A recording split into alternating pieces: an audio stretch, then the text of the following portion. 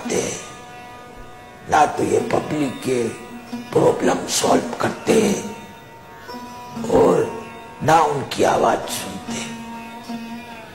काले शीशों की गाड़ियों में बैठ के बिल्कुल अपने आप को खुदा समझते। वो सबको देखते मगर उनको कोई नहीं देख सकता। सर, काले शीशे तो मना हो गए। ये काले शीशे जो है ना, ये आम आदमी के लिए मना है। छोटी छोटी गाड़ियां जिन लोगों के पास हैं, जिनके पास बड़ी बड़ी गाड़ियां हैं जिसमें काले शीशे लगाते हैं,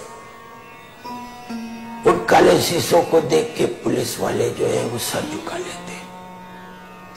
और जब भी वो गाड़ी गुजर जाती है तो फिर सर उठाते हैं। उन गाड़ियों के अंदर नंबर प्लेट भी नहीं होती। ये है आपके मुल्क में जमहूरियत। असल में अनवर भाई, ये काम मैं खुद नहीं कर रहा हूं, ये मेरे से अल्लाह करवा रहा है।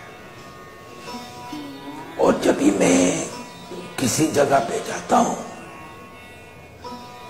और लोग मेरे मुंह पे तारीफ करते हैं तो मैं बहुत शर्मिंदा होता हूं। एक सवाल है मैं बहुत अपने आप से करता हूं कि ये काम तो सबको करना चाहिए, मैं अकेला क्यों कर रहा हूं?